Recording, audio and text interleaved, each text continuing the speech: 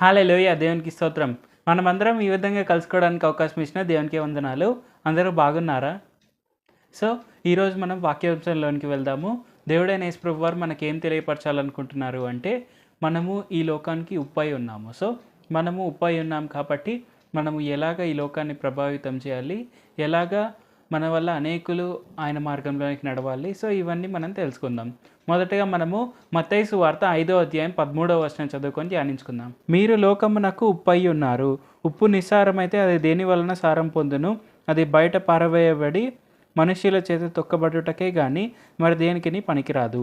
So ఈ వచనం కనుక మనం చూసుకుంటే ఇక్కడ మనం ఏం అర్థం చేసుకోవచ్చు, మనము ఈ లోకానికి ఉప్పై ఉన్నాము. సో మనము ఈ లోకానికి ఉప్పై ఉన్నాం కాబట్టి మనం ఎలాగ ఉండాలి, మనము సారవంతమైన మనుషుల్లాగా ఉండాలి, మనం సారవంతమైన ఉప్పులాగా ఉండాలి. సో ఒకవేళ కనుక సారం అనేది లేకుంటే దాన్ని ఏం చేస్తారు, అది దేనికి పనికిరాదు. అంటే మనం అది లిటరలీ అది వేస్ట్, అది శాండ్, ఇసుకతో సమానం. సో మనం దాంతో ఏమీ చేయలేం. మేబీ ఇసుకతో మనం ఏదైనా తయారైనా చేయొచ్చు, కానీ ఆ ఉప్పుతో మాత్రం మనం ఏమీ చేయలేం. సో అది వేస్ట్ ఇంకా అది. సో దాన్ని ఏం చేస్తారు, ఎవరైనా కానీ అది తీసి పారవేస్తారు, కాలు కింద వేసి తొక్కుతారు. సో వాట్ ఎవర్ ఏం చేయాలనుకుంటే అంత చేస్తారు. సో మనం అర్థం చేసుకోవాల్సింది ఏంటంటే, మనం ఈ లోకానికి ఉప్పై ఉన్నప్పుడు మనము సారవంతంగా జీవించాలి. సో అదే ఉప్పుకి సారం కనుక ఉంటే అది ఎంత గొప్పగా ఉంటుంది, అది ఎంత వాల్యుబుల్గా ఉంటుంది అనే విషయాన్ని కూడా మనం తెలుసుకునవచ్చు. అంటే మనము ఏ కూరలో వేసినా కానీ ఉప్పు అనేది చాలా చాలా వాల్యుబుల్. సో ఆ ఉప్పు వేయడం వల్ల ఆ కూరకి ఆ టేస్ట్ అనేది వస్తుంది. అది కూర కానీ ఏదైనా కానీ, ఏ ఫుడ్ ఐటమ్ అయినా కానీ మనం తయారు చేసినప్పుడు ఉప్పు వేయకుంటే అది ఒకలాగుంటుంది, ఉప్పు వేస్తే దాని టేస్ట్ అనేది మారిపోతుంది. సో ఉప్పు వల్లే దానికి టేస్ట్ అనేది యాడ్ అవుతుంది, దాంట్లో ఉండే ఫ్లేవర్ అంతా బయటకు వస్తుంది. సో మనం ఉప్పు లేకుండా జనరల్గా ఏదైనా కూర చేసుకున్నాము అంటే మనము దాని ఫ్లేవర్ అనేది మనకు అంతగా తెలియదు. అందులో మనము ఎన్ని కూరగాయలు వేసినా, మనం ఎంత బాగా చేసినా కానీ ఉప్పు లేకుంటే దాని ఫ్లేవర్ అనేది మనకు తెలియదు. అది మనము చాలా బాగాలేదని అనుకుంటాం. ఉప్పు తక్కువైనా కానీ అంతే ఉంటుంది. కానీ అదే కనుక మనం ఉప్పు సరైన మోతాదులో కరెక్ట్గా వేసాము అంటే ఏమవుతుంది, దాంట్లో ఉండే ప్రతి ఒక్క కూరగాయ యొక్క ఫ్లేవర్ అనేది మనకు తెలుస్తుంది. సో మనం అర్థం చేసుకోవాల్సింది ఏంటంటే, ఉప్పు అనేది చాలా చాలా వాల్యుబుల్. మనల్ని ఈ లోకానికి ఉప్పుగా దేవుడైన యేసు ప్రభువారు నియమించారు. అంటే ఈ లోకానికి మనం వాల్యూ యాడ్ చేయాలని దాని అర్థము. సో మనము ఈ లోకానికి ఒక ఫ్లేవర్ యాడ్ చేయాలి. మనము ఈ లోకాన్ని ఒక నెక్స్ట్ లెవెల్కి తీసుకువెళ్ళడానికి ట్రై చేయాలి. సో అది మనకు ఈ భూమిపైన ఉండే కర్తవ్యం. ఇది మనం గుర్తించాలి. సో అది ఎలాగ చేస్తాము, ఎలాగా మనము సారం అనేది పొందుకుంటాము అంటే, మనము పరిశుద్ధంగా జీవించడం వలన, మనము ఆయన మార్గంలో జీవించడం వలన, మనం చేసే ప్రతి ఒక్క పనిలో దేవుడైన యేసు ప్రభువారిని హైలైట్ చేస్తూ ముందుకు సాగామంటే మనము సారం అనేది పొందుతాము. సో అలాగా మనకు వాల్యూ అనేది ఉంటుంది. మనము ఈ లోకానికి యాడ్ అయినప్పుడు ఈ లోకానికి కూడా వాల్యూ అనేది ఉంటుంది. సో మనము ఆయన సువార్త ప్రకటించడం అనేది మనకు చాలా చాలా ఇంపార్టెంట్. అలాగా మనము కరెక్ట్గా ఆయన సువార్తను ప్రకటించామంటే ఏమవుతుందంటే, మనము ఈ లోకానికి వాల్యూ పెంచుతాము. అలాగే మనం చెప్పే సువార్త విన్న అనేకులు మారుతారు. వాళ్ళు దేవుడైన యేసు ప్రభువారి మార్గంలోనికి నడుస్తారు. అలాగే వాళ్ళు గొప్పగా ఆశీర్వదింపబడతారు. వారు కూడా అనేకులను దేవుడైన యేసు ప్రభువారి మార్గంలోనికి నడిపిస్తారు. సో అలాగా ఈ లోకానికి వాల్యూ అనేది పెరుగుతూ వస్తుంది. సో మనం అర్థం చేసుకోవాల్సింది ఏంటంటే, దేవుడైన యేసు ప్రభువారు మనకు ఒక కర్తవ్యం ఇచ్చారు. ఆ కర్తవ్యాన్ని మనం ఖచ్చితంగా నిలబెట్టుకోవాలి. అలాగే ఆ కర్తవ్యాన్ని మనం ఫుల్ ఫ్లెడ్జ్డ్గా కంప్లీట్ చేయాలి. అది మనకు చాలా చాలా ఇంపార్టెంట్. సో మనం కనుక ఇప్పుడు మార్కు సువార్త 9వ అధ్యాయం 49వ వచనంలో కనుక మనం చూసుకుంటే, ప్రతివానికిని ఉప్పు సారము అగ్ని వలన కలుగును. ఉప్పు మంచిదే కానీ ఉప్పు నిస్సారమైన ఎడల దేని వలన మీరు దానికి సారం కలుగజేతురు? మీలో మీరు ఉప్పు సారం గలవారై ఉండి ఒకరితో ఒకరు సమాధానంగా ఉండుడని చెప్పెను. సో ఆ సారం అనేది ఎలాగ వస్తుంది ఉప్పుకి? సో మనం జనరల్గా ఆ ఉప్పు అనేది ఎలాగ ఫ్లేవర్ఫుల్గా ఉంటుంది అంటే, ఒకరితో మనము ఫ్రెండ్లీగా ఉండాలి, అండ్ ఒకరితో ఒకరు మనము మంచి సహవాసం కలిగి ఉండాలి. అలాగే మనము సహవాసంగా ఉన్న ప్రతి ఒక్కరితో మనము సమాధానంగా కూడా జీవించాలి. సమాధానం అనేది కూడా వెరీ వెరీ ఇంపార్టెంట్. సమాధానం లేకుండా మనము విరోధంగా ఉంటే కనుక ఆ ఉప్పుకి వాల్యూ అనేది ఉండదు. సో జనరల్గా మనము ఏదైనా కాంట్రడిక్షన్స్ అనేవి చేస్తున్నప్పుడు మనము ఎప్పుడు కూడా సమాధానం అనేది కోల్పోకుండా ఉండడానికి ట్రై చేయాలి. సో మన ఫ్రెండ్షిప్ అనేది ఎవరితో అయినా కానీ మనం చేస్తున్నప్పుడు మెయిన్ థింగ్ ఏంటంటే, మనము వాళ్ళతో ఉండే టచ్ అనేది కోల్పోకుండా ఉండాలి. ఎప్పుడు కూడా వాళ్ళ వాల్యూస్కి రెస్పెక్ట్ ఇవ్వాలి. మనం కూడా అలాగే జీవించాలి. సో, అది మనకు చాలా చాలా ఇంపార్టెంట్. అలాగే మనము దేవుడైన యేసుప్రభు వారి యొక్క సువార్తను తెలియపరుస్తున్నప్పుడు ఇతరులను కించపరచడానికి మనం ముందుకు పడకూడదు. ఆబ్వియస్‌గా వారు పాపం చేస్తున్నారనే విషయాన్ని మనం వారికి తెలియపరచాలి. కానీ వాళ్ళు చేసే ప్రతి ఒక్క విషయము తప్పే. వాళ్ళింకా అసలు దేనికి పనికిరారు. వాళ్ళు ఇంత వేస్ట్ అసలు. వాళ్ళు పెంట కుప్పతో సమానం. ఇలాగ మనం ఎప్పుడు ఎవరిని డిగ్రేడ్ చేయకూడదు. సో, అలాగ చేయడం వలన మనము కొంతమందిని మార్చవచ్చేమో గానీ, చాలామంది ఎదురు తిరుగుతారు. చాలామంది కోపంగా అయితారు.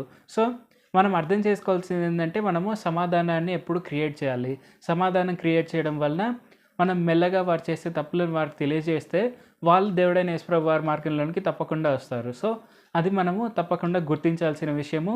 మనము ఎప్పుడు కూడా ఆయన సువార్తను అనేకులకు తెలియపరచడం అనేదే మన ప్రైమరీ ఫోకస్. అండ్ మనం అలాగ చేయడం వలన మనం సువార్త తెలియపరిస్తే దేవుడైన యేసుప్రభు వారే క్రియ చేస్తారు. సో, మనము ఉత్తగా మాటలు చెప్పేస్తే సరిపోతుందా అని మనం అనుకోవచ్చు. కానీ ఒక్క మాట చెప్పడం వల్ల మనము ఏం చేస్తామంటే అది వాళ్ళ హృదయంలో అనేది ఒక క్రియ అనేది చేస్తుంది. సో, వాళ్ళ హృదయంలో ఆ క్రియ అనేది జరిగినప్పుడు వాళ్ళు మనం చెప్పిన వెంటనే మారకపోవచ్చు. కానీ దేవుడైన యేసుప్రభు వారు అనేది వాళ్ళ లైఫ్‌లో ఇంట్రడ్యూస్ అయిన తర్వాత దేవుడైన యేసుప్రభు వారే ఇంక చూసుకుంటారు. ఆయనే మనం చెప్పిన వాళ్ళని ఎలాగా మార్గంలోనికి తీసుకొని రావాలి అనేది ఆయన చూసుకుంటారు. సో, మన కర్తవ్యం ఏంటంటే ఆయన సువార్తను తెలియపరచడమే. సో, ఆ తర్వాత ఏం జరుగుతుంది అనేది దేవుడైన యేసుప్రభు వారి చేతిలోనే ఉంటుంది. ఇది మనం తప్పకుండా గుర్తుపెట్టుకోవాలి. అలాగే మనము సంఘానికి ఎప్పుడూ నడిపించాలి. అది కూడా మనకు చాలా చాలా ఇంపార్టెంట్. సంఘంలో వాళ్ళు ఎప్పుడూ ఉండాలి. ఆయన సంఘంలో భాగంగా ఉండడం అనేది మనకు వెరీ వెరీ ఇంపార్టెంట్. ఎందుకంటే దేవుడైన యేసుప్రభు వారు వధువు సంఘాన్నే ఆయన వివాహం ఆడతారు పరలోకంలో పెళ్లి విందులో. సో, మనము ఖచ్చితంగా అనేకులను సంఘంలోనికి తీసుకురావాలి. అది వెరీ వెరీ ఇంపార్టెంట్. సో, సంఘం అనేది ఒక ఫెలోషిప్. ఆ ఫెలోషిప్‌లో మనము సమాధానం కలిగి ఉండాలి. ఎప్పుడు కూడా గొడవలు అనేది ఉండకూడదు. ఆ గొడవలు అనేది ఉంటే ఆ సంఘానికే వాల్యూ ఉండదు. సో, ఆ సంఘానికి వాల్యూ లేకుంటే అది ఖచ్చితంగా ఇంకా అది వాల్యూ లేకుండానే అయిపోతుంది.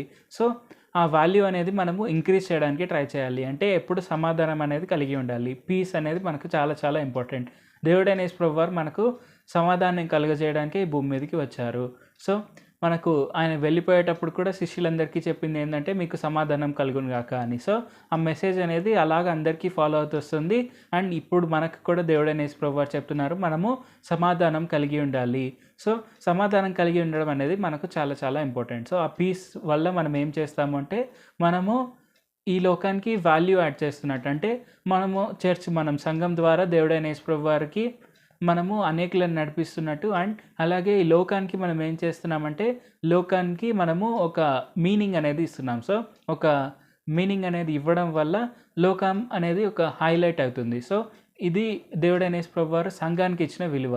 సో, సంఘం అనేది అట్‌మోస్ట్ థింగ్, అంటే the greatest thing on this planet. So, church అనేది చాలా గొప్ప అడిషన్ ఈ భూమి మీద. సో, చర్చ్ లేకుండా ఈ భూమికి అంత వాల్యూ లేదు. కానీ చర్చ్ ఉండడం వల్ల ఈ భూమికి అనేది ఒక వాల్యూ అనేది వచ్చింది. సో, చర్చ్ అనేది చాలా చాలా ఇంపార్టెంట్. సంఘం అనేది చాలా చాలా చాలా ఇంపార్టెంట్. ఇది మనం గుర్తుపెట్టుకొని సంఘానికి ఎప్పుడు మనం విలువనివ్వాలి. ఎప్పుడు కూడా మనము డిగ్రేడింగ్‌గా మాట్లాడకూడదు. అలాగే మనము సంఘానికి రెగ్యులర్‌గా అటెండ్ అవ్వాలి. అది ఆన్‌లైన్ ఆర్ ఆఫ్‌లైన్ ఏదైనా కానీ సంఘానికి మనం రెగ్యులర్‌గా అటెండ్ అవ్వాలి. దేవుడైన యేసుప్రభు వారు ఇచ్చిన ప్రతి ఒక్క కమాండ్మెంట్‌కి మనం విలువనివ్వాలి. అది మనకు చాలా చాలా ఇంపార్టెంట్. ఇప్పుడు మనం లెవియాకాండం 2వ అధ్యాయం 13వ వచనంలో చూస్తే, నీవు అర్పించు ప్రతి నైవేద్యమునకును ఉప్పు చేర్చవలెను. నీ దేవుని నిబంధన యొక్క ఉప్పు నీ నైవేద్యం మీద ఉండవలెను. నీ అర్పణములన్నిటితోనూ ఉప్పు అర్పింపవలెను. సో, ఈ వచనం కనుక మనం చూసుకుంటే, పాత నిబంధనలో మనం చూసుకున్నప్పుడు దేవుడైన యెహోవా వారికి బలులను అర్పించేవారు. సో, ఆ బలులను అర్పించేటప్పుడు వాళ్ళు ప్రతి ఒక్క నైవేద్యంలో ఏం చేయాలి? ఉప్పు అనేది ఖచ్చితంగా యాడ్ చేయాలి. సో, ఉప్పు యాడ్ చేయడం వల్ల ఏమవుతుంది? ఆ నైవేద్యానికి ఫ్లేవర్ అనేది వస్తుంది. అండ్ అరోమా కూడా పెరుగుతుంది. సో, అరోమా పెరగడం వల్ల దేవుడైన యెహోవా వారు సంతోషిస్తారు.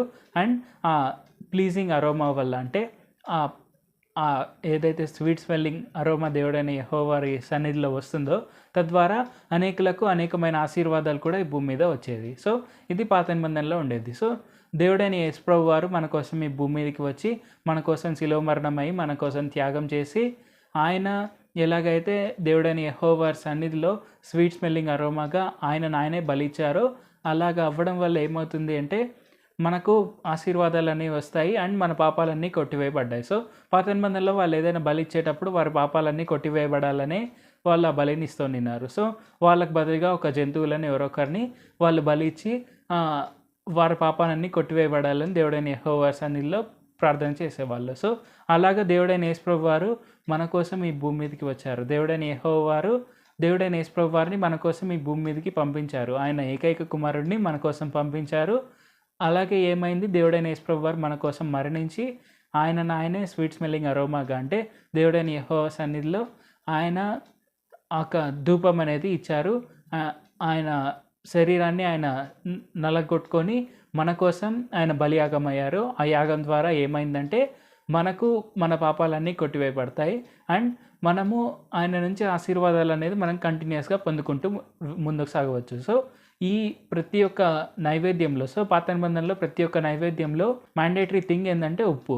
ఆ ఉప్పు అనేది చాలా చాలా మ్యాండేటరీ. ఎందుకంటే అది ఒక నైవేద్యానికి, అది ఒక అరోమా పెంచడానికి ఆ ఉప్పు అనేది చాలా చాలా ఇంపార్టెంట్. అంటే మనం ఇక్కడ ఏం అర్థం చేసుకునవచ్చు అంటే, మనం చేసే ప్రతి ఒక్క ప్రార్థనలో మనము మంచి మాటలు, అంటే ఇప్పుడు మనం చూసుకుంటే మనము సమాధానం కలిగి ఉండడం వల్ల మనము ఉప్పు, అంటే మనం సంఘంలో మనము ఒక వాల్యూ అనేది యాడ్ చేస్తున్నాం అనే విషయాన్ని మనం తెలుసుకున్నాం. సో ఆ విధంగా మనం చూసుకుంటే మనం ఆ సమాధానాన్ని కలిగి ఉండి మనం ఎప్పుడు కూడా మంచిగా ఉంటూ ప్రార్థన చేసామంటే ఏమవుతుందంటే, దేవుడైన యెహోవా సన్నిధిలో మన ప్రార్థనలు అనేవి అది ఒక గొప్ప స్వీట్ స్మెల్లింగ్ అరోమాగా ఉంటుంది. సో అలా ఉండడం వల్ల ఏమవుతుందంటే మనకు ఇమ్మీడియట్గా ఆశీర్వాదాలు అనేది వస్తాయి. సో అలా కాకుండా మన సమాధానంగా లేకుండా, మనం అంటే ఆ ఉప్పు లేకుండా కనుక మనము ప్రార్థన చేశాము అంటే, మన సమాధానం లేకుండా, అట్ పీస్ లేకుండా మనము ఇతరులతో గొడవ పడుతూ అలాగ మనం వెళ్ళి ప్రార్థన చేసాము అంటే ఆ ప్రార్థన మనకు అంత యూస్ఫుల్గా ఉండకపోవచ్చు. దేవుడైన యేసుప్రభు వారు ఈ విషయాన్ని కూడా తెలియపరిచారు. మన సహోదరులతో కనుక మనము ఏదైనా గొడవలు పడుతూ మనము ప్రార్థన చేసాము అంటే, అలాగ ప్రార్థన చేసే కంటే ముందే మనం ఏం చేయాలి, ఇమ్మీడియట్గా మన సహోదరులతో మనం రాజీ పడి ఆ తర్వాత సమాధానం అనేది మనము కుదుర్చుకున్న తర్వాతే, మనం ఆ ఫ్రెండ్షిప్ అనేది మళ్ళీ రీబిల్డ్ చేసుకున్న తర్వాతే మనం ప్రార్థన చేయాలి అని దేవుడైన యేసుప్రభు వారు క్లియర్గా మనకు తెలియపరిచారు. సో అలాగా మనం ఏం చేయాలి అంటే, మనం సమాధానం అనేది మనకు చాలా చాలా ఇంపార్టెంట్. ఆ సమాధానం వల్ల మనం ఈ లోకానికి మనం ఒక వాల్యూ యాడ్ చేయొచ్చు. సో ఈ విషయాన్ని మనం గుర్తుపెట్టుకొని, సమాధానం అనేది చాలా చాలా ఇంపార్టెంట్ అనే విషయాన్ని మనం గుర్తుపెట్టుకోవాలి. సో సమాధానం వలన మనము సారవంతమైన జీవితం ఈ భూమిపైన జీవించవచ్చు. ఆ ఉప్పు, మనం ఈ లోకానికి ఎలాగైతే వెలుగై ఉన్నామో, ఈ లోకానికి ఉప్పు అయి ఉన్నామో, ఆ ఉప్పు ద్వారా, ఆ వెలుగు ద్వారా మనం ఈ లోకాన్ని ప్రజ్వలింపజేయచ్చు. అది మనం గుర్తుపెట్టుకోవాలి. అందుకోసం మనం ఎప్పుడూ సమాధానం కలిగి ఉండాలి. మనం ఇప్పుడు చూసుకున్నాం, మనం చేసే ప్రార్థనలో సమాధానం ఎంత గొప్పదో, అది ఎంత వాల్యుబుల్ అనేది మనం ఇప్పుడు తెలుసుకున్నాం. సో మనం ఇప్పుడు నెక్స్ట్ మనం కనుక కొలసీలకు రాసిన పత్రిక 4వ అధ్యాయం 6వ వచనం చూస్తే, ప్రతి మనుష్యునికి ఏలాగు ప్రత్యుత్తరం ఇవ్వవలెనో అది మీరు తెలుసుకొనుటకై మీ సంభాషణ ఉప్పు వేసినట్లు ఎల్లప్పుడూ రుచిగలదిగాను కృపాసహితంగాను ఉండనీయుడి. సో ఈ వచనం కనుక మనం చూసుకుంటే ఇక్కడ మనం ఏం అర్థం చేసుకొనవచ్చు, మనం ఏదైనా కూరలో ఉప్పు యాడ్ చేస్తే అది ఎంత ప్లీజింగ్గా ఉంటుందో మన టేస్ట్ బడ్స్ మీద, అలాగే మనం మాట్లాడే ప్రతి ఒక్క మంచి మాట అనేది మనకు అంత వాల్యుబుల్గా ఉంటుంది. కృపాసహితంగా మనం ఏదైనా డిస్కషన్స్ చేసాము అనుకుంటే, సో మనం చాలామందితో చాలా రకాల డిస్కషన్స్ అనేది పెట్టుకుంటూ ఉంటాం. సో ఆ డిస్కషన్స్లో దేవుని కృప అనేది ఉందంటే, అంటే మంచి మాటలు ఉన్నాయి అంటే, మనము అది ప్రోగ్రెసివ్ టాక్ అనేది ఉందంటే ఏమవుతుందంటే మనం గొప్పగా ఆశీర్వదింపబడచ్చు. సో అలాగా ఉండడం వలన మనము రిలేషన్షిప్స్ అనేవి ఇంకా స్ట్రాంగ్ అవుతాయి. అది పాయింట్ ఏ. పాయింట్ బి ఏంటంటే, అది ఇంకా ఫాస్ట్ ఫార్వర్డ్గా ప్రోగ్రెస్ అవుతాయి అండ్ ఆశీర్వాదాలు కూడా ఇమ్మీడియట్గా వస్తాయి. సో ఇది పాయింట్ బి. మనం ఇది గుర్తుపెట్టుకొని తప్పకుండా మనము ఖచ్చితంగా మనం ఎప్పుడు కూడా మనం కృపాసహితంగా మాట్లాడాలి. కృపాసహితమైన సంభాషణలు అనేది మనకు చాలా చాలా ఇంపార్టెంట్. అలా కాకుండా మనం టైం వేస్ట్గా మనము ముచ్చట్లు పెట్టాము అంటే, ముసలమ్మ ముచ్చట్లు, మనకేమవుతుందంటే టైం వేస్ట్ అవుతుంది కానీ మనకు ప్రోగ్రెస్ అనేది ఏం పెద్ద ఉండదు. సో మనము చాలామందితో చాలా రకాలుగా టైం వేస్ట్ మాటలు మాట్లాడుతూ ఉండవచ్చు, కానీ అది మనకు చాలా వరకు ముందుకెళ్ళేలాగే ఏముండదు. అంటే మనకు ప్రోగ్రెస్ అనేది ఏముండదు దాంట్లో. మనము ఈరోజు మాట్లాడిందే ప్రాబ్లీ రేపు మాట్లాడతాం, ప్రాబ్లీ అదే మాట్లాడతాం ఎల్లుండి కూడా, అది ఇంకో వేరియేషన్తో మాట్లాడతామేమో కానీ మనకు దానివల్ల వచ్చే ఉపయోగం అంటూ ఏమీ లేదు. ఫర్ ఎగ్జాంపుల్ మనం కనుక చూసుకుంటే, ఎవరైనా ఇద్దరు ఫ్రెండ్స్ ఏదైనా ప్రాబ్లీ సినిమా గురించి మాట్లాడుకున్నారు అనుకుందాం. వాళ్ళు చూసింది ఒక సినిమా, వాళ్ళకి చాలా బాగా నచ్చింది, దాని గురించి మాట్లాడుకున్నారు. సో దానివల్ల వాళ్ళకి ఏమీ రాదు. వాళ్ళు ఈరోజు ఒక సినిమా గురించి మాట్లాడతారు, రేపు ఇంకో సినిమా గురించి మాట్లాడతారు, రేపు ఇంకో సినిమా గురించి మాట్లాడతారు. కానీ వాళ్ళకేమొస్తుంది దానివల్ల? వాళ్ళకంటే ఏమీ రాదు.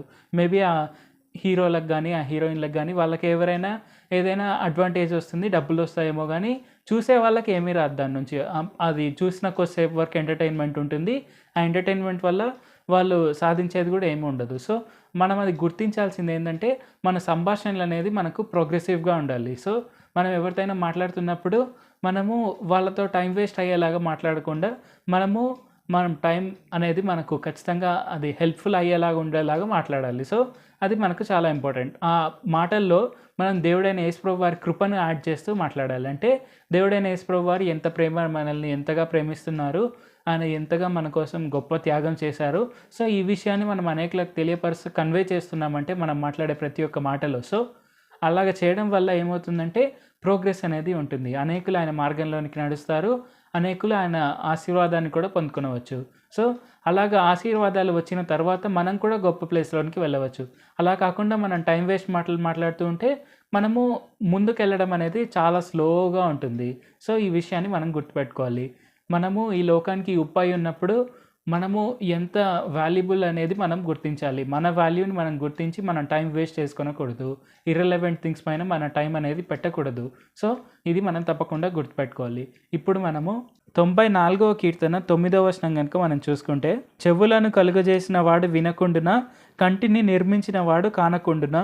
అది సృష్టించిన దేవుడైన యెహోవా వారు మనల్ని చూడట్లేదా? అది సృష్టించిన దేవుడైన యేసుప్రభు వారు మనల్ని చూడట్లేదా? మనం మాట్లాడుకునే మాటలు వినట్లేదా? సో ఇది మనం గుర్తుపెట్టుకోవాలి. మనం మాట్లాడే ప్రతి ఒక్క మాట దేవుడైన యేసుప్రభు వారు వింటున్నారు. మనం చేసే ప్రతి ఒక్క క్రియ దేవుడైన యేసుప్రభు వారు చూస్తున్నారు. అది 24/7 365 డేస్ ఎవ్రీ ఇయర్ మనల్ని చూస్తూనే ఉన్నారు.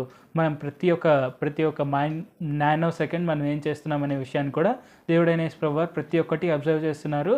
మనం మాట్లాడే ప్రతి ఒక్క స్మాల్ టాక్స్ కూడా దేవుడైన యేసుప్రభు వారు వింటున్నారు. సో ఇది మనం గుర్తుపెట్టుకొని మనం ఎప్పుడు ఆయన కృపను అనేది మనం అనేకులకు తెలియపరుస్తూ ముందుకు సాగుతున్నాము అంటే ఆయన ఆశీర్వాదాలు మనకి ఇమ్మీడియట్గా ఇస్తారు. సో ఆయన మనల్ని చూస్తున్నారంటే అది బ్యాడ్ విషయంగా మనం చూడకూడదు. అది చాలా చాలా గొప్ప విషయం. ఎందుకంటే మనం చేసే ప్రతి ఒక్క విషయాన్ని ఆయన చూస్తున్నారంటే మనం మంచి చేస్తున్నామంటే దాన్ని ఇమ్మీడియట్గా దేవుడైన యేసుప్రభు వారు అది సంతోషంగా దేవుడైన యేసుప్రభు వారు స్వీకరించి మనకి ఇంకా గొప్ప ఆశీర్వాదాలు ఇస్తారు. సో మనం ఏదైనా మంచి చేసి దాన్ని ఎవరైనా చూడకుంటే అది మనకి ఎంత బాధగా ఉంటుంది.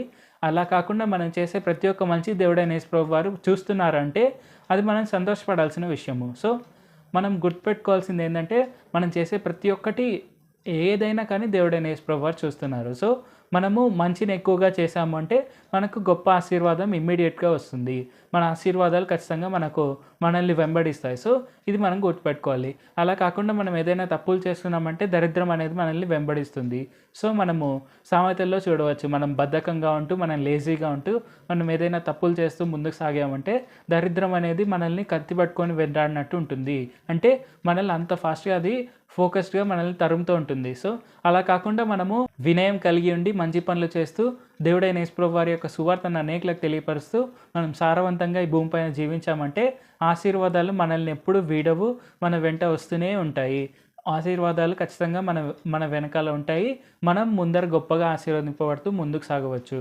సో ఆ దేవుడైన యేసుప్రభు వారు సెట్ చేసిన మార్గంలో మనం ముందుకు సాగుతూ పరలోకానికి వెళ్ళే క్రమంలో మనం ఈ భూమిపైన కూడా చాలా గొప్పగా ఆశీర్వదింపబడవచ్చు. అలాగ ఆశీర్వదింపబడాలంటే దేవుడైన యేసుప్రభు వారు మనల్ని ఉప్పుగా నియమించారు, మనల్ని వెలుగుగా నియమించారు. కాబట్టి అది మన కర్తవ్యము. ఏంటంటే మనం దేవుడైన యేసుప్రభు వారి యొక్క సువార్తను అనేకులకు తెలియపరుస్తూ అనేకులను ఆయన మార్గంలోకి నడిపిస్తూ ముందుకు సాగడం అనేది మన కర్తవ్యము. సో ఈ కర్తవ్యాన్ని మనం ఖచ్చితంగా నిలబెట్టుకొని మనము తప్పకుండా ఈ కర్తవ్యాన్ని ఫుల్ ఫ్లెడ్జ్డ్గా కంప్లీట్ చేస్తూ ముందుకు సాగాలి. ఇలాగ చేయడం వల్ల ఈ లోకానికి కూడా మనం చాలా వాల్యూ యాడ్ చేస్తున్నాము.